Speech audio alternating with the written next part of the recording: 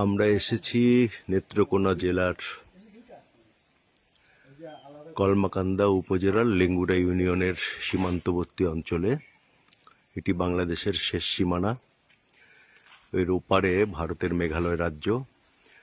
এখানে 7 শহীদের কবরস্থান রয়েছে। 1971 সালের 26 জুলাই সম্মুখ যুদ্ধে পাকিস্তানি হানাদার বাহিনীদের সাথে যুদ্ধের সময় 7 জন শহীদ হয়েছিলেন। বাংলাদেশের 7 শহীদ: আব্দুল আজিজ, মোহাম্মদ ফজলুল হক, মোহাম্মদ ইয়ার মাহমুদ, ভবতোষ চন্দ্র দাস, মোহাম্মদ নুরুজ্জামান, দ্বিজেন্দ্র চন্দ্র বিশ্বাস এবং মোহাম্মদ জামাল উদ্দিন এখানে শহীদের মৃত্যুবরণ করেছিলেন।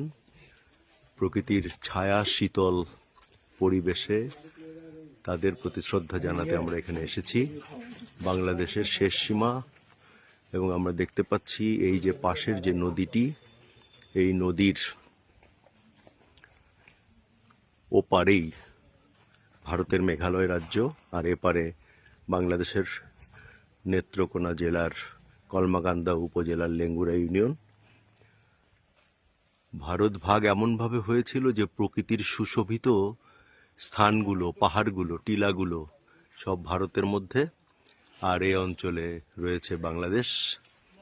এটি একটি পকেটের মতো অঞ্চল। এই বনটা যেখানে শেষ হয়ে গেছে সেখানেই বাংলাদেশ শেষ হয়ে গেছে। এটির দুপাশেই ভারত, মাঝখানে বাংলাদেশ। এবং হ্যাঁ, সেখানে আমরা দেখতে পাচ্ছি যে প্রতিদিনই মানুষ এখানে আসেন এবং তারা শহীদদের প্রতি শ্রদ্ধা নিবেদন করেন এবং পাশাপাশি প্রকৃতি দর্শনও করেন। ওপাশেও কিন্তু আমরা দেখতে পাচ্ছি ভারত।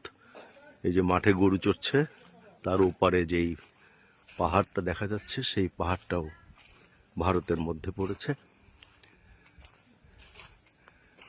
আর এই যে সমতল ভূমি সেটি বাংলাদেশ প্রান্ত।